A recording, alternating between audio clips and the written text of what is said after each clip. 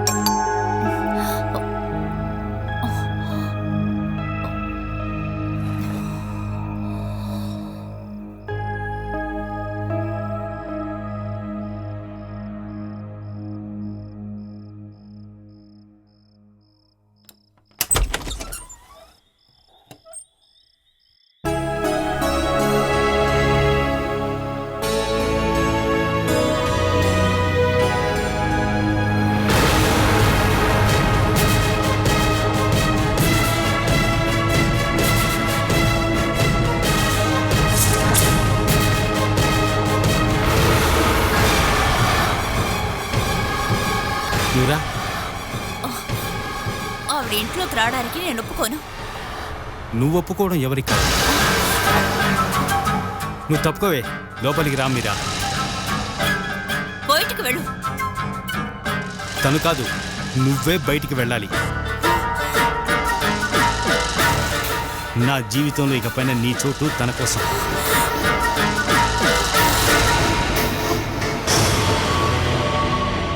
నన్ను మోసం చేశావు నువ్వు.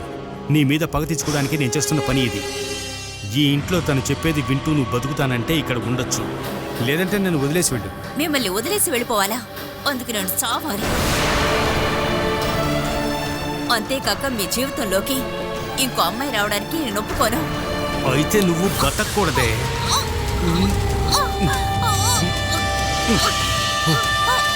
ఇక నువ్వు బతకూడదు.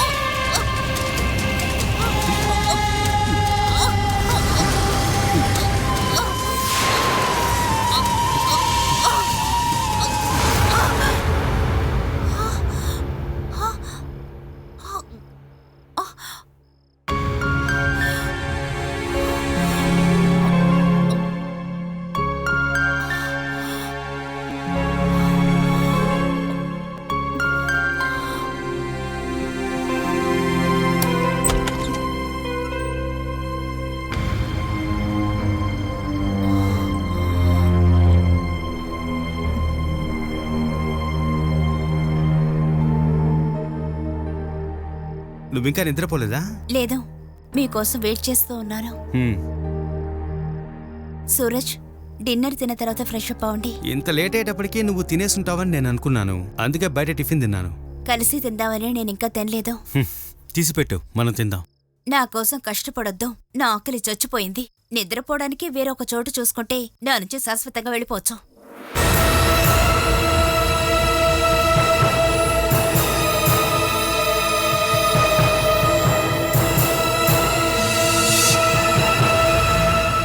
ఏదో జీవితమే పోగొట్టుకున్నట్టు కూర్చున్నావు. జాతకం వల్ల ఇంత పెద్ద ప్రాబ్లం వస్తుందని నేనైతే అస్సలు అనుకోలేదు బాబా. ఏదైనా ప్రాబ్లం ఉందా అని తెలుసుకోవడానికే కదా జాతకాలు చూసేది. అది తెలుసుకోవడానికి స్వామిని పిలిచాం. అది కూడా పెద్ద ప్రాబ్లం అయింది. దివ్య వాళ్ళు జాతకాలు చూపించి ఏ ప్రాబ్లము లేదని చెప్పారు. అక్కడున్న జాతకం ఇక్కడికి రాగానే ఏమైందో నేనిది జీర్ణించుకోలేకపోతున్నా.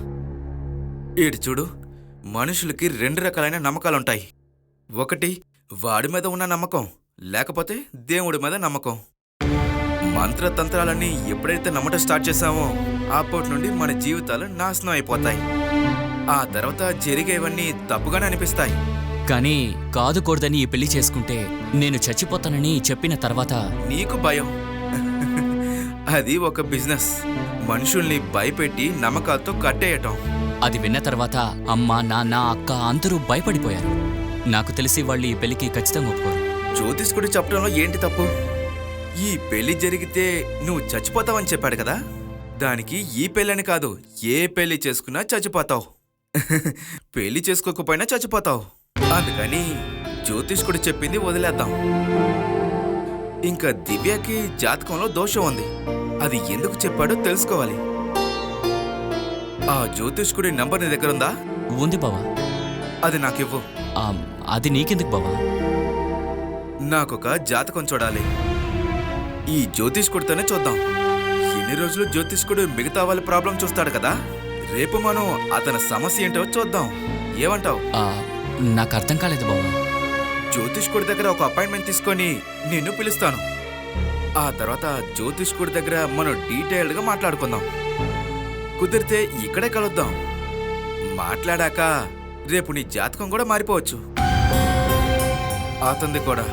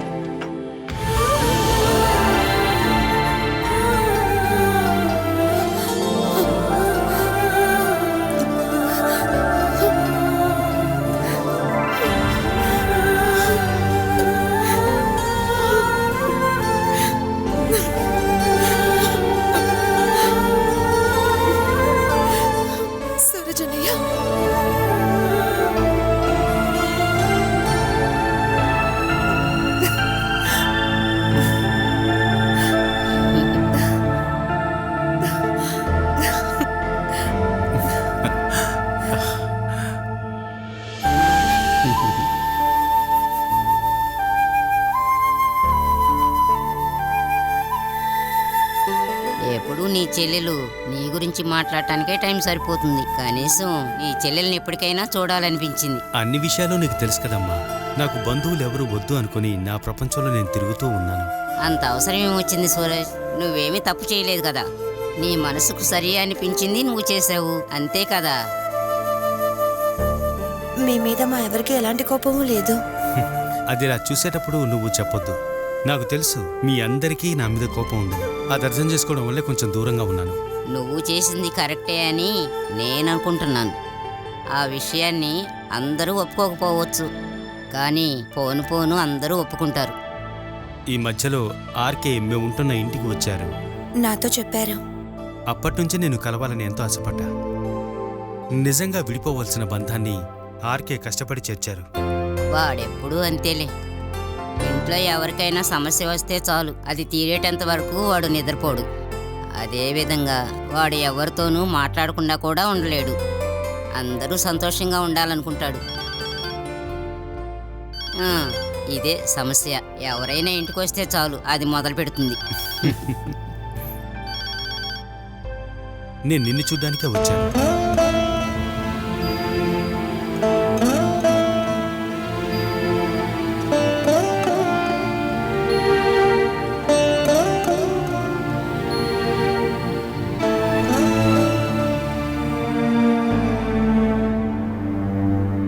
నాన్న మీద ఉన్న కోపం వల్లే ఆ రోజు ఇంట్లోంచి నేను బయటికి రాలా.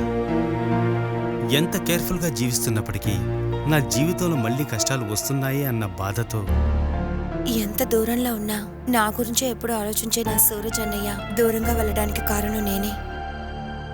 దానికి నేను చాలా బాధపడుతున్నాను. చెమ్మేలిని నేను ఖచ్చితంగా మీ జీవితంలోకి నేను అసలు తీసుకొచ్చి ఉండకూడదు. అదంతా నా విధి అని నువ్వు మర్చిపో. నేను మర్చిపోలేకపోతున్నా. ప్రపంచంలో ఉన్న మంచి మాత్రం నా సూరజ్ అన్నయ్యకి దొరకాలని కోరుకున్నాను. అలాంటి నేనే అన్నయ్య, అలాంటి అమ్మాయితో మీరు అసలు ఎలా ఉండగలుగుతున్నారు? ఎవరికో పుట్టినవాడు కొడుకు నాన్న అని పిలుస్తుంటే అసలు ఎలా మీరు తట్టుకుంటున్నారు? నేనిప్పుడు అదే ప్రయత్నిస్తున్నా. తన తప్పుల్ని మర్చిపోవడం మీ వల్ల అవుతుందా అసలు? కొంతమంది తప్పులకి సమాధానం చెప్పకుండా భయపడి పారిపోతారు. ఇంకొంతమంది ఒకే ఒక తప్పుకి జీవితాంతం శిక్షను అనుభవిస్తూనే ఉంటారు. చెమ్మేలి గురించో లేక తన వల్ల పడుతున్న కష్టాల గురించో చెప్పడానికి నేను ఇక్కడికి రాలేదు. బాల గురించి చెప్పడానికి.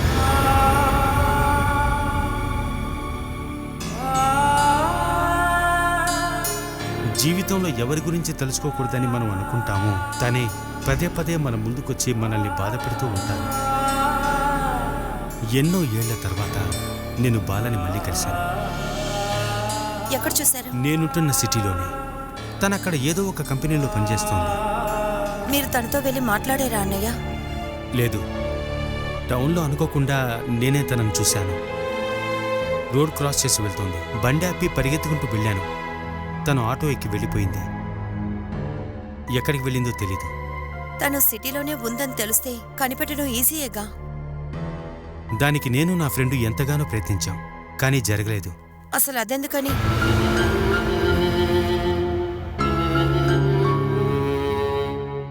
మీరెందుకు బాలాని కనిపెట్టడానికి ప్రయత్నిస్తున్నారని అడిగాను.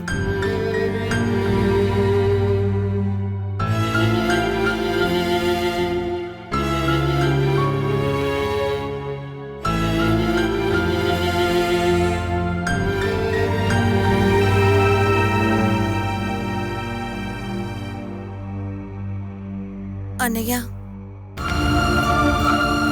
జీవితంలో ఒంటరితనం మాత్రమే ఉన్నప్పుడు మనే అనే వాటి కోసం వెతుకుంటూ వెళ్తాంగా. ఎక్కడ సమస్య, తప్పు అసలు ఎక్కడ జరిగింది? అలా వెతికినప్పుడు నేను నా జీవితంలో ఒక్కరి దగ్గర మాత్రమే తప్పు చేశాను. ఎన్నో ఆశల్ని చూపించి మధ్యలోనే వదిలేసిన బాల దగ్గర.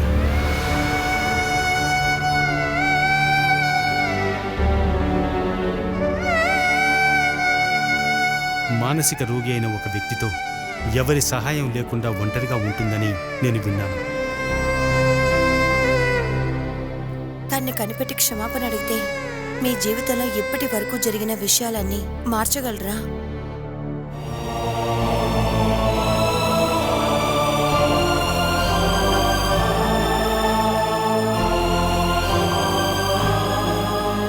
అయిపోయిన విషయం గురించి దిగులు పడి ప్రయోజనం ఏంటి? మీరిప్పుడు చెయ్యాల్సింది చమేలి దగ్గర నుంచి ఎలాగైనా డివోర్స్ తీసుకోవడం. అలాంటి ఒక నిర్ణయం తీసుకోవడానికి నేను ఇంతగా అవమానపడాలి? నేను చేసిన అన్ని తప్పులకి ఒక సరే కోసం మాత్రమే తన్ని వదిలేస్తున్నాను. అది బాలానేనని మీకు ఖచ్చితంగా తెలుసా? అంటే అలాంటి దారుణమైన భర్త దగ్గర నుంచి తప్పించుకుని జీవించాలనే అవకాశం ఉంటే ఒక్క అవకాశం ఉంది. చమేలిని వదిలేసి మీరు బాలాని పెళ్లి చేసుకోవాలి.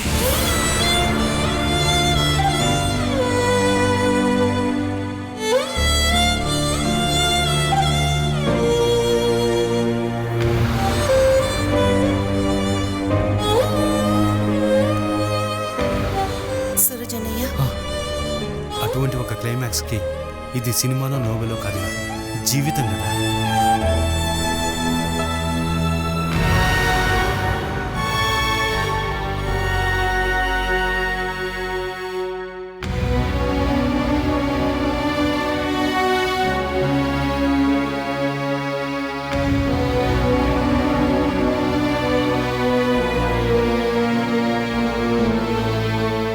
నిజ జీవితంలో జరిగే వాటితోనే సినిమాలు తీస్తున్నారు. అందుకని ఇలాంటివన్నీ అసలు జరగవని చెప్పద్దు. మీరు నిర్ణయించుకున్నారంటే మనం బాలాన్ని వెతికి కనిపెట్టచ్చు. తనకేది సమ్మతమైతే మీ జీవితంలోంచి చమేలి అనే బాధని పూర్తిగా తుడిచేయచ్చు అన్నయ్య.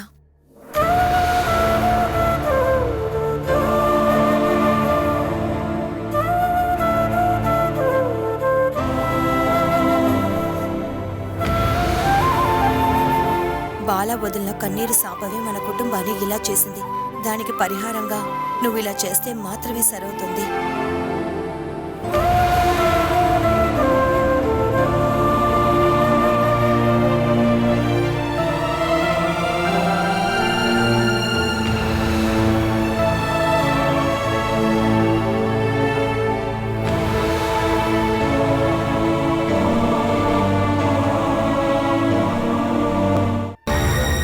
నా ఫ్రెండ్ విషయం గురించి మాట్లాడాలి.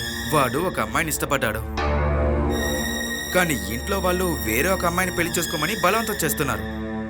వాళ్ళ జాతకం చూసి వాళ్ళకి సెట్ అవ్వలేదని మీరు చెప్పాలి. అది కాదు, మీరు ఫోన్ చేసినప్పుడు చెల్లి జాతకం చూడాలని కదా అన్నారు.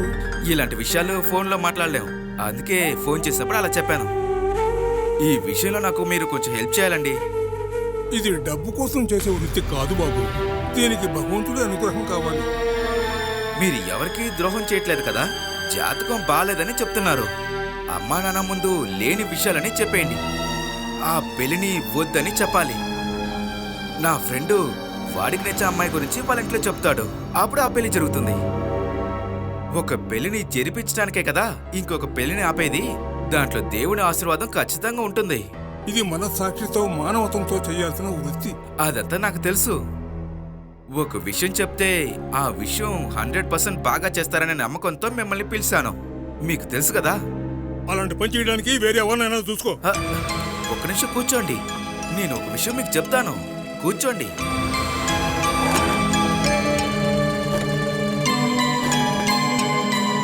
ఈ పనికి మీరే కరెక్ట్ అని నాకు తెలిసిన జయచందర్ నాయర్ చెప్పారు. అతనే మీ నంబర్ కూడా నాకు ఇచ్చాడు. ప్రేమించే రెండు మనసులు ఒకటవ్వాలనే కదా ఇది చేస్తున్నా. మీరు మనసు పెడితే అంతా సర్దుకుంటుంది. ఇటు చూడండి, ఊరికెంత వద్దు, మీరు సంతోషపడే అంత డబ్బులు ఇవ్వాలని జయచందర్ నాయర్ నాకు చెప్పారు. పేరు మనోజ్ అంకట అన్నారు. అదే. ఇలా చూడు మనోజ్, జయచంద్ర గారు చాలా కావాల్సిన మనిషి కాబట్టి ఆ రోజు అలా చెప్పాల్సి వచ్చింది. అయితే చేయడానికి ఛాన్స్ ఉందన్నమాట. అది కాస్త ఇక్కడ చూపిస్తే సరిపోతుంది.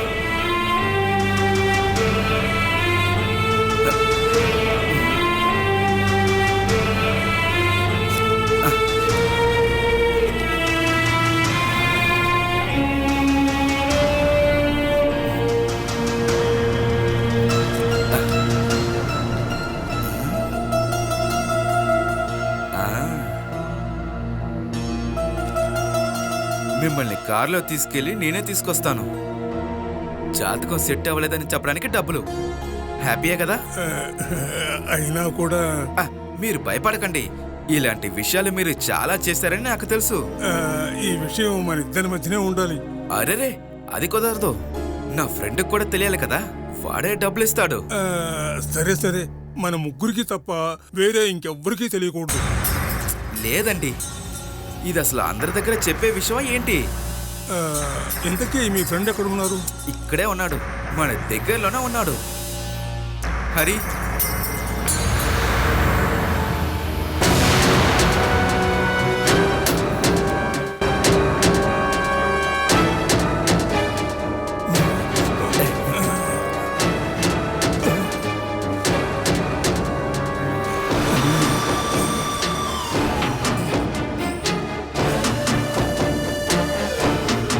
అదే నేను చెప్పాను కదా ఫ్రెండ్. ఇక విషయాలన్నీ మీరిద్దరూ మాట్లాడుకోండి.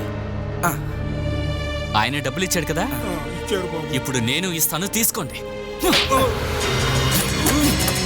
నీ వృత్తిలో నిజాయితీగా ఉంటావా? నేను కొట్టద్దు బాబు, వైద్యనివ్వండి. జాతకంలో ప్రాబ్లం ఉందని చెప్పడానికి మా నాన్న ఎంత ఇచ్చాడు? చెప్పేయండి, లేకపోతే తనుందంటారు. ఇచ్చారు.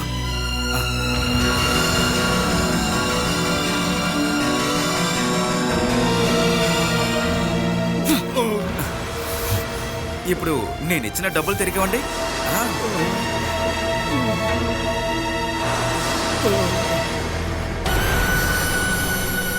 ఇది ఇంత దూరం వచ్చినందుకు ఖర్చులకు మాత్రం డబ్బులు.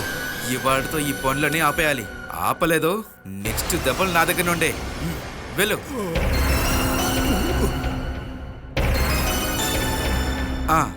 అయితే ఈ విషయానికి ఒక సమాధానం దొరికింది.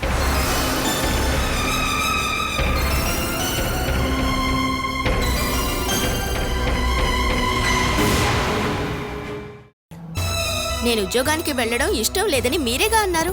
భార్య జీతం డబ్బుతో నేనెందుకు బతకాలి అన్నారుగా. అంత సిగ్గుగా ఉన్నప్పుడు మీరు డబ్బు తీసుకురండి. ఏమే ఎగతాళి చేస్తున్నావా? నన్ను ఉద్యోగం నుంచి తీసేశారని చెప్పానుగా. ఇంకో ఉద్యోగంలో చేరడానికి టైం పడుతుంది. అంతవరకు ఆకలితో చేస్తావేంటే? కుదరదు. మరి మనం ఇక్కడి నుంచి వెళ్ళిపోదాం. ఎక్కడికి? మీ ఇంటికి. ఎలా? మీ ఇంటికే వెళదాం అంటున్నా. నరకానికి ఇక నేను మళ్ళీ రానని నువ్వు చెప్పగా హఠాత్తుగా మనసు ఎలా మారిందే? ఇప్పుడు ఇక్కడ జీవించడమే నరకం. ఎవరికంటా పడకుండా ఉండాలంటే మీ ఇంట్లో ఉండడమే కరెక్ట్ అనిపిస్తోంది. ఎవరు వెతుకుంటూ రారు. నువ్వేంటే ఎవరిని చంపేశావా దాక్కుని బతకడానికి? హత్య చేస్తే ఎందుకు దాక్కోవాలి? ఒప్పుకుంటే చాలుగా. మనం మీ ఇంటికే వెళ్ళిపోదాం. కుదిరితే ఇవాళే వెళ్ళిపోదాం.